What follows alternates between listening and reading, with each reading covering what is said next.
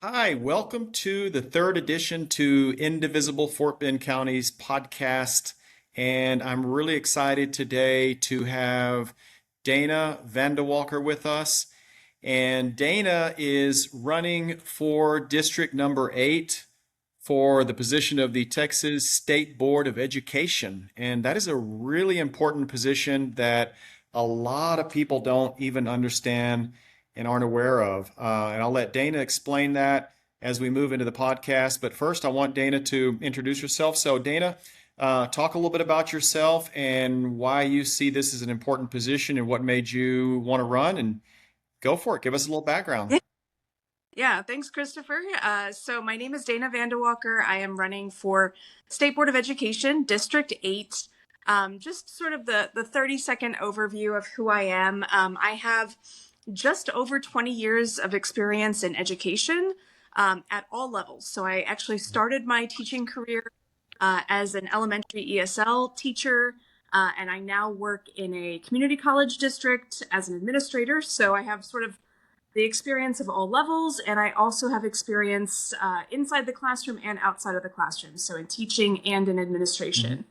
I have a particular interest in curriculum, which is sort of how I got interested in the State Board of Education. Right. But I'm also really interested because not long after moving to Texas, just for perspective, I've been here since 2015. I Mhm. noticed that there just weren't very many Democrats on the ballot in my area. I live in what is often perceived to be a very red or solid red district. Mhm. And I just felt, I don't think it's as red as people think it is. Mhm. And I think that there's some real change to be made here. And so I did a little bit of investigating, and I discovered that my Republican opponent, the incumbent, who's now the member for District 8, has been in the position for 12 years, Mhm. and she's been unopposed all 12 of those years. Wow. And so I thought, I can't let that stand. Right. I need to throw my hat to the ring, and put my experience in education to good use. Indeed. Indeed. Okay, well, let's talk a little bit about this office, this position. It is so extremely important, and some of the things kind of caught my attention. But first of all, let's look at some of the roles that the State Board of Education, what they do. They really set the policies and standards for public schools. Those include setting curriculum standards, reviewing and adopting instructional materials. And we know that Mhm. Texas is the textbook capital of the country, that most other states follow what we choose, right? Or the options.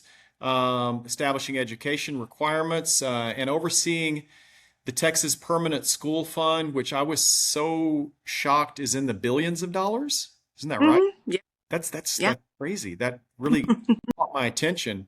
Um, and appointing board members to military reservation and special school districts, providing final review of rules proposed by the State Board of Educator certification, and then reviewing the commissioner's proposed award of new charter schools with the authority to veto and recommend the applicants.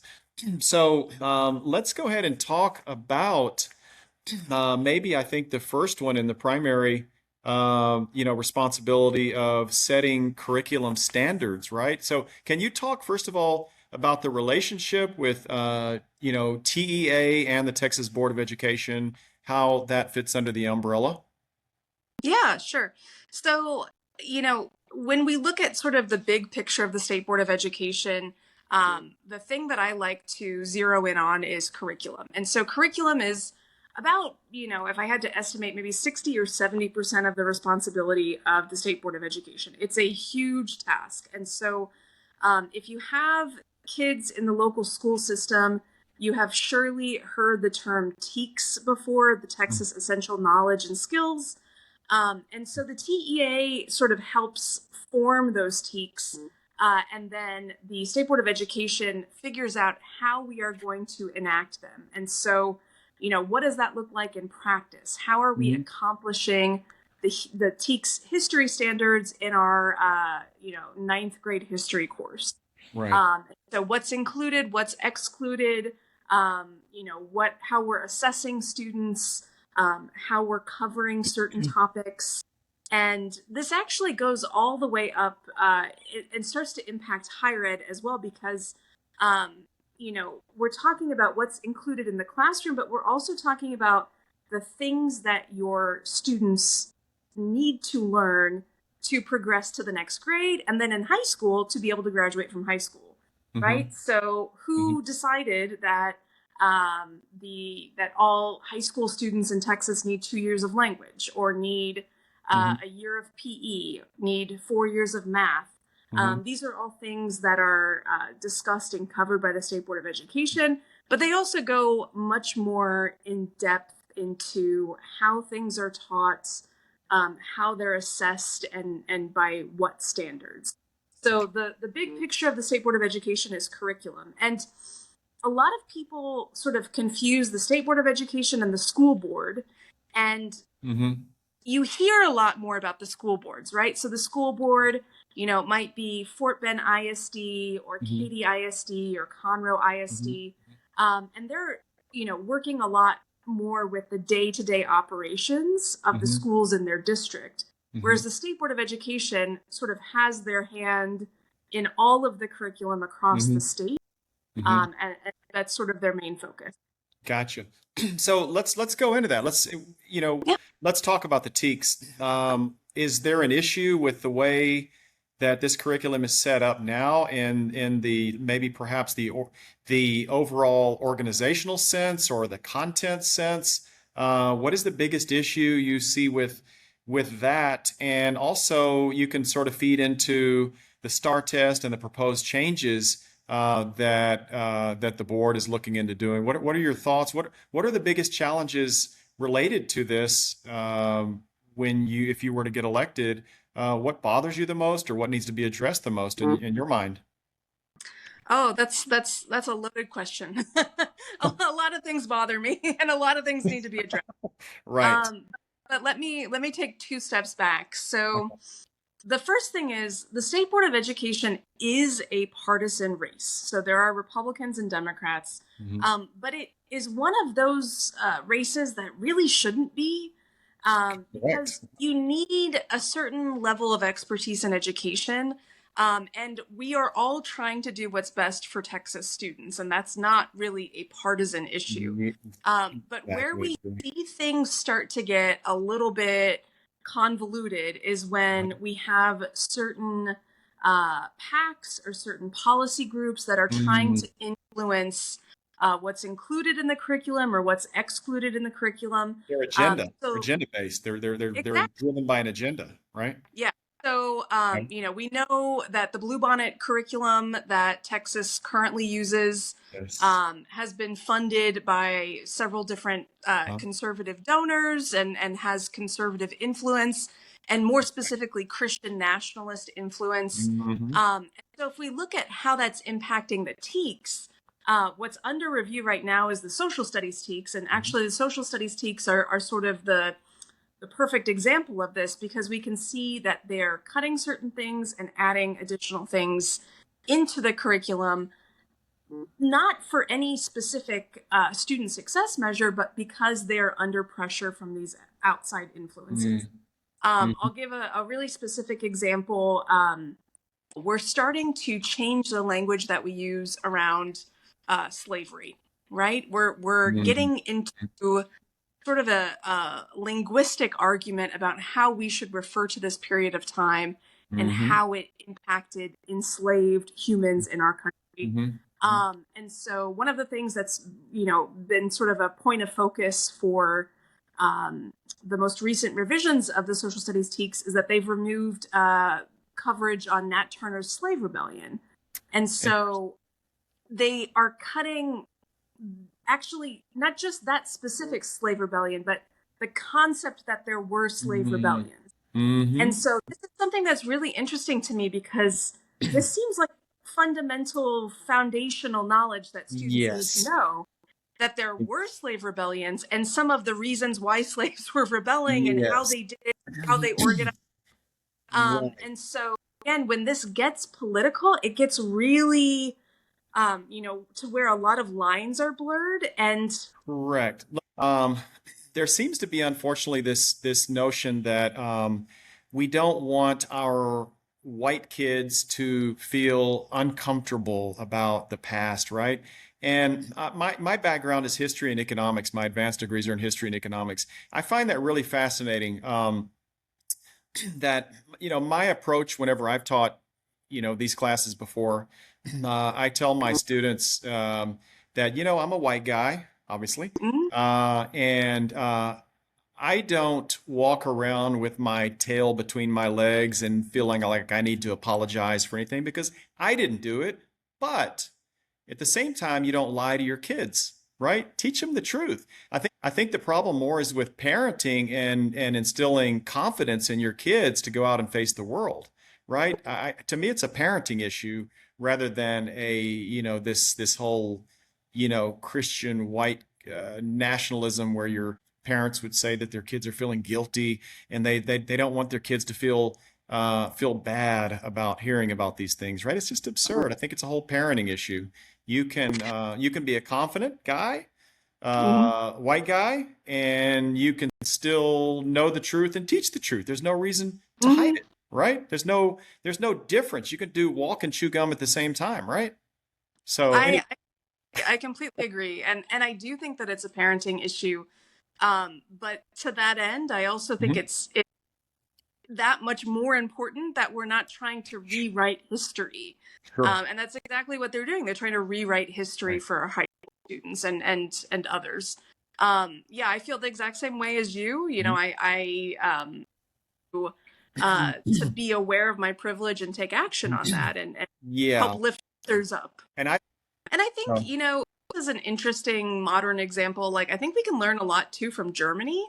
Germany had mm, a very, very intense reckoning period post Holocaust, post World War II. And I correct. think they're all the better for it and Sure. how they teach about that time period. Absolutely. And they still are an industrial power with technology, Yeah, still making Mercedes. Their tail's not tucked between their legs, is it?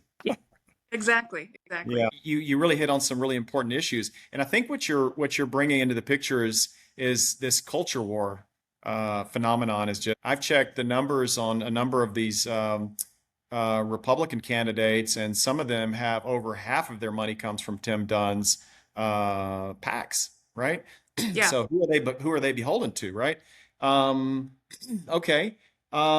So let me just take a little diversion to this, and then we'll go back into Mhm. some other issues here. But what power Sure. does the State Board of Education have over school boards banning textbooks? Is it any influence on that at all? Is that So this is interesting. It's not that the State Board of Education has a direct role over school boards and their role in banning books, but there is sort of a symbiotic relationship. Mhm. And what I mean by Right. that is, earlier in the year, before the State Board of Education, they were discussing the updated list of mandated reading for certain grade levels. And Mm-hmm. so, we talk about book bans, but we also talk about different readings that are mandated to be included. And Right. so, some of the new readings that were mandated to be included include passages from the Bible. And Yeah. so, there's an interaction about what here with the school board and the state board about what our students can and cannot read or have to read.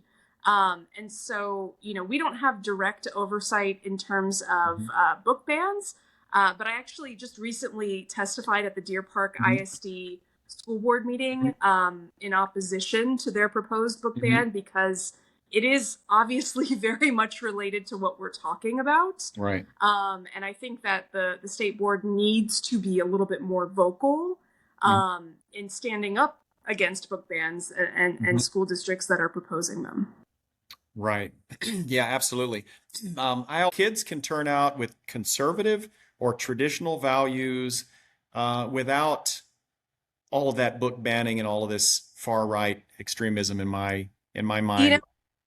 it's so interesting. I won't get into the full details of the Deer Park ISD Mhm. book ban, but I'll say that one of the books that they were proposing to ban was a book that was fundamentally about intimate partner violence and in a dating relationship. So a boyfriend and girlfriend that the relationship turned violent, and because that book has a sex scene in it, they wanted to ban it. And I said, you know what? I think that our teenagers need to learn about intimate partner violence.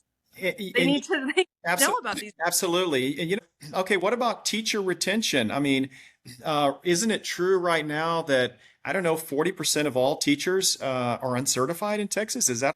Yeah, I don't have the exact figure in front But of it's me, a but it is. lot. Yeah, it is a pretty statistically high number, and it Yeah. is also higher than the national average. And Yeah. so, there's a Why? couple of different factors that play into this. Right. Okay. So, and I like to go back to the idea of why do we have alternative teacher certification in the first place? The idea where alternative teacher certification came from was Hmm. because we had certain disciplines, especially workforce disciplines. So, Okay. folks in high school who are teaching wood shop or welding or, Mhm. electrical circuits, stuff like that. They were coming into this secondary education setting, and they didn't have a background in education. They had a background in woodworking or welding or whatever the case Mhm. was. But in order for them to be compliant with the law, they needed to Mhm. have that certification. So we Mhm. created these alternative teacher certification programs. So they were the original sort of recipients of these types of programs or participants in these types of Mhm. programs. Mhm. So that sort of transitioned into, well, okay, now we're going to open up these programs to individuals that are changing careers or Mhm. who are, going to the next phase of their life and they want to transition out of whatever industry they're in and Mhm. into the classroom. Okay, there's some usefulness to that, right? We do Mhm. need to be able to accommodate people doing that. To now we're using alternative teacher certification to get folks in the door and say, don't worry about your certification. We'll hire you and you can work on it while you're with us. Mm. Right? Well, then what happens for the year or two that teacher is in the classroom and they Mhm. have essentially no teacher training at all, No no training. Yeah. pedagogical skill at Yeah. all? Right. And so, could they, end up being certified and being a great teacher? Sure, maybe. Yeah. But what's happening in the interim while they're teaching our students? Right. It's really complicated, right? And Yeah. so, fundamentally this comes down to teacher recruitment, but it also comes down to teacher retention. So Mhm. why do people want to become teachers in the state of Texas? Mhm. We haven't had a cost of living adjustment in more than 15 years. We have some of the lowest teacher salaries in the country. There are districts in the state of Texas that are starting teachers in the low 30,000s. And this is a position that requires a bachelor's degree. Now, let me back up. When you say cost of living adjustment, are you talking about TRS benefits retirement? No, I'm talking about inflation. Okay. Yeah, we haven't had any sort of adjustment for inflation. Okay. Like, Okay. some individual school districts have taken it upon themselves to do that, but Hmm. it has not been state mandated. So, of course, if it's not state mandated, then you're going to have plenty of school districts that won't do it. Yeah. And so I sort of support the motion that's been put forward recently that there needs to be a minimum 7% increase Hmm. Hmm. to adjust for inflation and cost of living Sure. Yeah. for all teachers and paraprofessionals, a minimum. Right. Right. Yeah. I was surprised when I looked at, TRS and compared it to other states too. It's not one of the best as far as the Sure. pension retirement. I know I was talking to a teacher from New York City, and I was just blown away at the numbers that, they get and others. So, let's talk a little bit about something else that is Sure. that's actually a really burning issue is the voucher system. But now the vouchers you wouldn't have any control over. That's a state legislature issue, right? So again, this is where the State Board of Education fills kind of an interesting niche spot in the system. Okay. Um, so the voucher system is voted into existence by the state legislature, but then it gets handed off to the State Board of Education, who gets to execute it.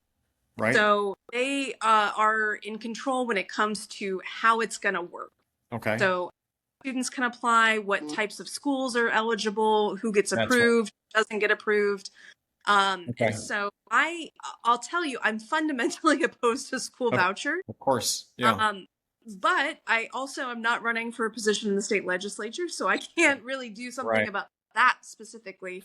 Right. But what I do think, and what I you know do hope that I will influence, is how the vouchers are distributed. Mm-hmm. So there's actually a case, a lawsuit in Texas right now about certain Islamic schools not being approved Right. to actual voucher Right. system Right. for no apparent reason other than the fact Exactly. that they're Islamic Because schools. they're bringing Sharia law, right? Yeah, exactly. They're Yeah. not. Of course. They Yeah. function just like the Christian schools in our Sure. neighborhood. Yeah. Um, so, I think that we need to have a really serious conversation about how this new law is being enacted and how it's benefiting students. And my argument would be that it's not, or it's benefiting students unfairly.